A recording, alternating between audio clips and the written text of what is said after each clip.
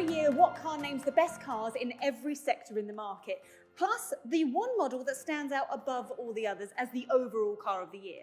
And in 2019, the Kia e-Niro took the top award in addition to winning Best Electric Car. Now with me is What Car editor Steve Huntingford. Now Steve, you were one of the judges, so what was it about the e-Niro that impressed you the most? Well, electric cars have traditionally suffered from one of two problems. Either they've been too expensive for the vast majority of car buyers, or they've had a short range, which means they're not very usable. But the Kia e-Niro solves both of those problems. For starters, by the time you factor in the government grant, which is available for all electric cars, it costs about the same money as a conventional petrol or diesel family SUV. But also, when we put it through our real range test, which What Car does for every electric car, we find it will do 253 miles on a single charge. Now that's the same as the Jaguar I-Pace, which costs twice as much as the Kia, and it's more than any Tesla. So for those that haven't driven an electric car before, how different does it feel to a conventional petrol or diesel engine? The thing with an electric motor is it delivers all of its torque from 0 RPM.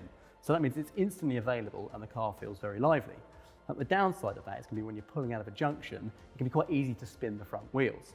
But with the Kia, this traction control system on it is very well tuned. So it controls that power, but it doesn't kill the power dead either, as often electric cars do, which means you can end up suddenly finding yourself going nowhere with the car bearing down on you. At the same time, it's actually a pretty good car to drive full stop. It handles really nicely because the steering's well weighted and the body control is good. The ride is comfortable, and of course, being an electric car, it's quieter than a petrol or diesel engine in terms of the amount of motor noise it makes. The e-Niro doesn't just have a bigger range than other electric cars, such as the Volkswagen e-Golf and Nissan Leaf. It also has more space inside. So a 6-footer can sit comfortably in the back behind a similar sized driver, and you can fit plenty of luggage in the boot, from 5 carry-on suitcases we measured it at, to your shopping.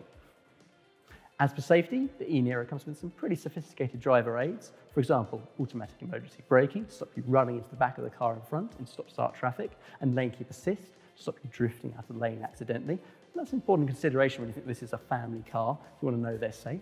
But also you have the reassurance of a 7-year warranty with the e-Niro. Now, that's standard on all Kias, but it's something when you go talking about cutting-edge technology, as we have here, that's particularly reassuring to have. Although we'd be surprised if you had to use that, simply because Kia finished 4th in the What Car Reliability Survey out of 31 manufacturers. Now, the e-Niro isn't the only version of the Niro, is it? There's also the hybrid version and the plug-in hybrid version. That's right, and they do all have their strengths. The hybrid, for example, is the cheapest model in the range, and the plug-in hybrid, and that can do a range of 25 miles on electric power before the engine cuts in, so that's enough for many people's commutes. But the real game changer, that's the e-Niro, and that's why it's the 2019 What Car Car of the Year.